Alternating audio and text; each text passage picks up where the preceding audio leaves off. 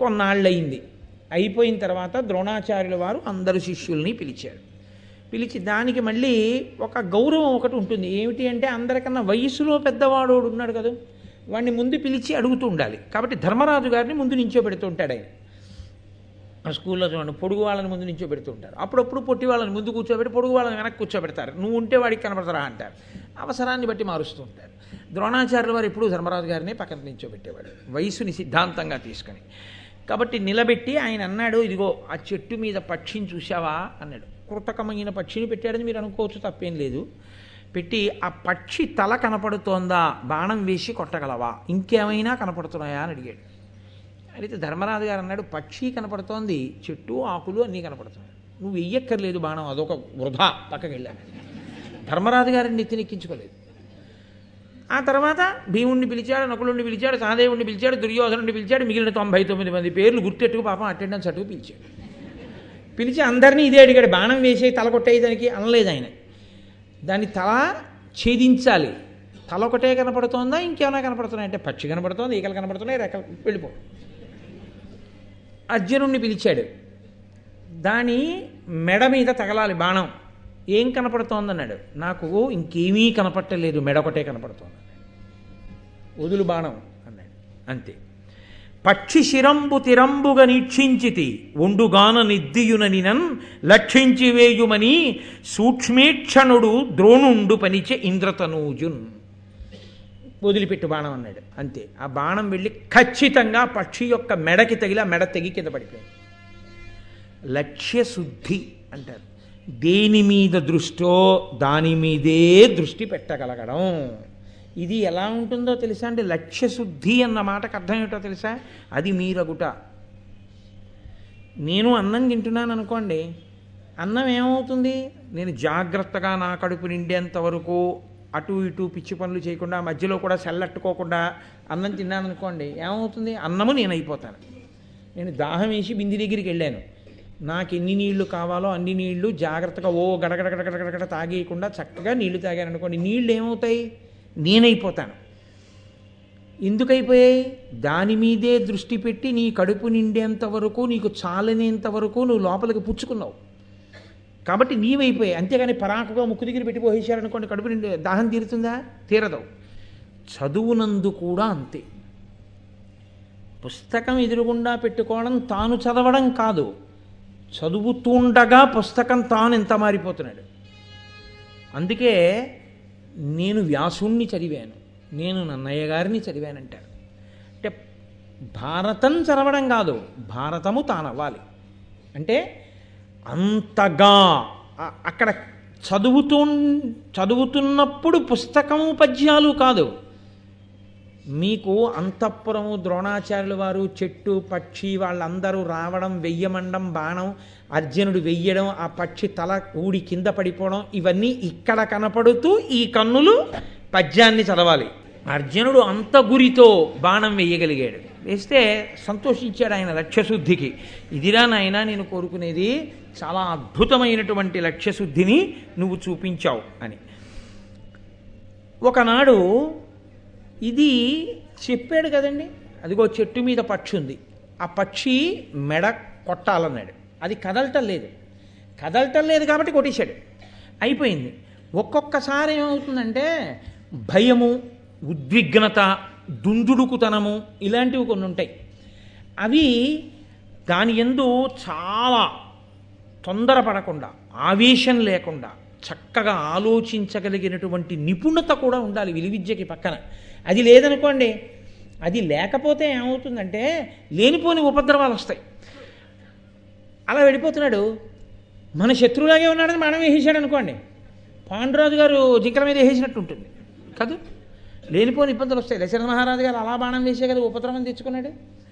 కాబట్టి బాగా ఆలోచించి దేని కొరకు బాణం వేస్తున్నాను అన్నది ఆలోచించి వేసేవాడు అయి ఉండాలి.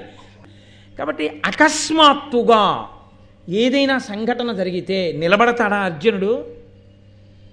తత్తరపడకుండా నిలబడగలడా? అప్పుడు కదా పూర్ణత్వం విద్య యందు చూడాలి. అలా నిలబడగలిగితే ధర్మాన్ని నిలబెడతాడు.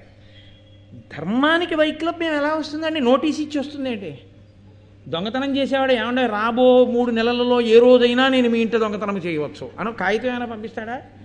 ట్యాక్స్ కట్టమని పంపిస్తారు. ఏదో ఇన్ని వచ్చే నెల 21వ తారీఖు లోపల మీరు పన్ను చెల్లించవలను అని పంపిస్తారు. దొంగలు పంపించారు కదా నోటీసులు. కానీ పరాకుగా ఉండేవాడు ఎలా ఉండాలంటే దొంగతనం ఎప్పుడైనా జరగచ్చు అని, దొంగ ఎప్పుడైనా రావచ్చని రక్షకభటుడు ఉండాలి. అదే మనలాగే రక్షకభటుడు నుంచి ఉంటే ఎలా కుదురుతుంది? కుదరదు కదా. పరాకుగా ఉండాలి. ధర్మమునకు హాని చెప్పి రాదు. ఎవడో ఉంటాడు ఉద్ధతితో ఉన్నవాడు, వాడు ధర్మానికి హాని చేస్తాడు. అప్పుడు నువ్వు వెంటనే నిలబడి అలా బాణం వేయగలవా? ధర్మాత్ముడు అధర్మము రెండూ ఉన్నాయి. ఒక ధర్మాత్ముడిని అడ్డు పెట్టుకుని ఒక అధర్మాత్ముడు అధర్మం చేస్తున్నాడు. ఏమైనా చేశారో ఈయన అడ్డు పెడతాడు. ఇప్పుడు ధర్మాత్ముడికి తగలకుండా అధర్మాత్ముడిని పడగొట్టాలి. పడగొట్టగలరా? అప్పటి నైపుణ్యానికి చెట్టు మీద పెట్టని చూపించి నువ్వు మెడకొయ్యి అన్నదానికి తేడా ఉందా లేదా? అప్పుడు బాణం వేసేసి ఏమన్నా మీరు పెట్టను కొట్టమన్నప్పుడు ఎలా కొట్టారో అలాగే కొట్టానండి, కానీ ఆయన ముందు ఇంకోటి పెట్టుకోవడంలో ఆయన ఇది వేసింది నేనేం చేయనండి, మా వెనకవాడు పారిపోయాడు అంటే అప్పుడు ఎందుకు ఈ విద్య? ఇంకా ఈ పిట్టల్ని కొట్టడం, ఇవన్నీ బాణాలు, ద్రోణాచార్యుల వారు పెద్ద శిక్షణ తరగతులు, నేనేమో నెత్తి కొట్టుకుని చెప్పడం, యుగాలు మారిపోయినా మీరేమో పనులు మానేసి కూర్చుని వినడం. ఏమిటి ద్రోణాచార్యుల వారి గురుత్వంలో గొప్పతనం? ఇక్కడ ద్రోణుడి గొప్పతనం అంటే అది. ఇచ్చట మొసళ్ళు ఉన్నవి ఈత కొట్టరాదు అని బోర్డు ఉంటుంది కొన్ని చోట్ల. మీరు చూసారో లేదో, హైదరాబాద్ నుంచి నాగార్జున సాగర్ నుంచి వచ్చేస్తుంటే మంచి గోదావరి ప్రవాహం కనబడుతుంది. ఎవరికైనా ఉత్సాహం వస్తుంది ఒకసారి గోదావరిలో దిగుదామని. కానీ అక్కడే మొసలి బొమ్మేసి, ఒకవేళ వీడికి చదువు రాదేమో అని ఓ పెద్ద బోర్డు ఎడతారు, ఇచ్చట మొసళ్ళు విరివిగా ఉన్నవి నీట ఎందు దిగరాదు. వాడు దూరం నుంచి చూసి వెళ్ళిపోతాడు. ఆఖరికి ఎండుటాకు తగిలిన ఏమైనా నేల మీదకి వచ్చిందేమో అని కారులోనే కూర్చొని అద్దంలోంచి చూసి వెళ్ళిపోతాడు కదా. అలా ఆయన ద్రోణుడు అంటే సామాన్యమైన గురువు అండి. గురువుల వైభవం అంటే ఏమిటో మీరు గమనించాలి. ఆయన ఒక రోజున నదీ స్నానానికి వెళ్ళాడు. ధర్మం అన్న మాటకు అర్థం ఉంది. గురువుగారు నదీ స్నానానికి వెళ్ళి నేను నదీ స్నానం చేసి వస్తానన్నారు అనుకోండి, వెళ్ళి తొందరగా వచ్చేయండి గురువుగారిని, వీళ్ళు పడుకోకూడదు, వచ్చాక లేపండి అని. గురువుగారు వెళ్తున్నారంటే మనము వెళ్ళాలి. గురువుగారు వెళ్తుంటే మనం వెడితే మనం ఏం చేస్తాం? స్నానం చేసిన బట్ట మళ్ళీ కట్టుకు రాకూడదు. నది కడితే వేరు బట్ట పట్టుకెళ్ళి ఆ బట్ట కట్టుకుని ఈ బట్ట విడిచిపెట్టి దాన్ని ఆ బట్ట పట్టుకుని రావాలి. అంతే, మళ్ళీ నదిలో విడిచేయకూడదు, ఇంటికి వచ్చి ఉతుక్కోవాలి. గురువుగారి బట్టలు గురువుగారే పట్టుకుని వెళ్ళిపోతున్నారు అనుకోండి, ఇంకా గురువుగారి ఏంటి శిష్యుడు ఏంటి? గురువుగారి బట్టలు, గురువుగారి ఆచమన పాత్ర, కలశ పాత్ర ఆయనే పట్టుకుని వెళ్ళిపోయి ఆయనే ఆ బట్టలు తుక్కుని ఆయనే ఆ నీళ్ళు పెట్టుకుని ఆయన వచ్చేస్తే వీళ్ళు చేతిలో ఉంటే గురుగారు గురుగారు అని కనపడ్డ అనుమానాలన్నీ అడగడం మొదలెట్టాడు అనుకోండి. ఆయన ఏదో మార్నింగ్ వాక్ చేసుకుందామని వెళ్ళాడు. మార్నింగ్ వాక్ చేసేవాడు మాట్లాడకూడదు కదా, ఆయన వచ్చేయాలి. అమ్మ భలే తేరగా దొరికాడరా ఇక్కడే మనకని చెప్పి అప్పుడు నీకున్న అనుమానాలన్నీ ఇప్పుడు అడగమన్నా భారతం మీద రామాయణం మీదను ఎక్కడ అడగాలో అక్కడ ఆయన ఏదో కూరలు కొనుక్కుంటున్నాడు రైతు బజార్లో. ఏమంటే మొన్న చెప్పిన భారతంలో అని అప్పుడే మొదలెట్టడం. ఆయన ఏ పని మీద ఉన్నాడో దానికో స్థితి ఉంటుంది, దానికో సమయం ఉంటుంది, దానికో సందర్భం ఉంటుంది. ఆయన ఏమనుకుంటాడు? నా ప్రారంభం కొద్దీ చెప్పాను రా భారతం, ఇది ఎక్కడ కూడా అనుకోడు. కాబట్టి ఎక్కడ ఎలా తర్ఫీదు ఇవ్వాలో అలా ఇవ్వాలి ఆయన గురువు అంటే. అంతేకాని ధనుర్వేదం నేర్పినవాడు అలా చెట్టు మీద బొమ్మని పెట్టి కొట్టేయండి అంటే కొట్టేస్తే మీరు అందరూ బాగా కొట్టేశారు అని వెళ్ళిపోమంటే ఎలా ధర్మం నిలబెడతాడండి అర్జునుడు? అందుకని ఆయన ఒక గొప్ప పరీక్ష పెట్టాడు. ఆయన స్నానానికి వెళ్ళాడు, వీళ్ళు స్నానానికి వెళ్ళారు. ఆయన అన్నాడు నేను ముందు స్నానం చేసేస్తాను అని. ఆయన అనక్కర్లేదు, వాళ్ళే అనాలి. ఎందుకంటే గురువుగారు స్నానం చేసిన తర్వాత పవిత్రమైన నీళ్లలో శిష్యులు చేయాలి కదా. గురువుగారు అంటేనే పవిత్రమని గుర్తు. కాబట్టి గురువుగారు ముందు స్నానం చేయాలి. కాబట్టి గురువుగారు స్నానానికి దిగి ఆయన స్నానం చేస్తున్నాడు. ఉరే నా కాలు మొసలు పట్టేసిందిరా అనో పెద్ద కేకేశాడు ఆయన. అని ఉరే రక్షించండి రా అన్నాడు. మొసలు పడితే నీళ్ళలోకి లాగేదండి. మొసలి పట్టుకుంటే చెట్టు మీద పిట్ట కూర్చున్నట్టు కనపడుతూ కాలుని అందరికీ కనపడేటట్టుగా గురువుగారి కాలు పట్టుకుని కరకరా నవ్వులుతూ తింటుంది ఏంటి? గురువుగారి కాలు నీళ్లల్లో ఉంది, మొసలి నీళ్లల్లో ఉంటుంది. నీళ్లలో ఉన్న మొసలి గురువుగారి కాలు కొరుకుతోంది. గురువుగారు మొసలి ఎక్కడుంది కరెక్ట్గా వేలెట్టి చూపించండి వేస్తాను బాణం అంటే చెయ్యి పట్టుకుంటుంది. ఇప్పుడు గురువుగారి కాలు పైన ఎక్కడుందో చూసుకుని బహుశా పాదం ఇక్కడ ఉంటుంది, నోరు ఇలా పట్టి ఉండుంటుంది, దాని మర్మావయం ఇక్కడ ఉండుంటుంది. ఒక్క బాణం కంఠం మీద తగలగానే గురువుగారి కాలు వదిలేయాలి. అంతేగాని ఎక్కడుందని అలా నీళ్ళల్లోకి ఉండండి బాగా దొరకనివ్వండి అని చూస్తూ కూర్చుంటే ఇలాగ కాలు ఆయన కూడా వెళ్ళిపోతాడు కాదు. అందులో పట్టుకున్నది కాలు ఈడి చేయదు. సూక్ష్మ బుద్ధితో గ్రహించి బాణం వేయాలి. అంతేకాని అది గురి చూడడంలో గురువుగారి కాలొక్కటూ చూసి తొందరపడి వేసేసాడు అనుకోండి, ఉన్న దీనికి తోడు ఈ బాణం ఒకటి గుచ్చుకుంటుంది ఆయన కాలుకి. నిజంగా ద్రోణుడికి చాలా కష్టమైనటువంటి వ్యవహారమే. ఎందుకంటే ఎవడో దుందుడుకుగా శిష్యుడు బాణం వేశాడు అనుకోండి, ఆ కాలు పోతుంది. అయినా పణం పెట్టాడు ఆయన. ఎందుకు నమ్మకం? వెయ్యగలడు నా శిష్యుడు అర్జునుడు, ఎంత కాపాడగలడో, ఆర్తితో ఉన్న వాళ్ళని రక్షించగలడు, ఆ నిపుణత ఉన్నది, అలా వెయ్యగలడు బాణం, చూస్తున్నాడు. కాబట్టి దానిన్నేరక అందరున్ వివశలైతారున్న అన్నిరిలో కానంగాని శరీరముంగల మహోగ్రగ్రాహమున్ గోత్రభిచ్చు నుండేను శరీరం శరంబులన్ విపుల తేజుండేసి శక్తిన్ మహాసేన ప్రఖ్యుడు ద్రోణు జంగ విడిపించన్ విక్రమం బొప్పగన్. మిగిలిన వాళ్ళందరూ రక్షించండి రక్షించండి అంటే గబగబా వెళ్ళిలా చూసి, పట్టుకున్న మొసలు కనపట్టలేదు, వేసేద్దాం కానీ బాణం.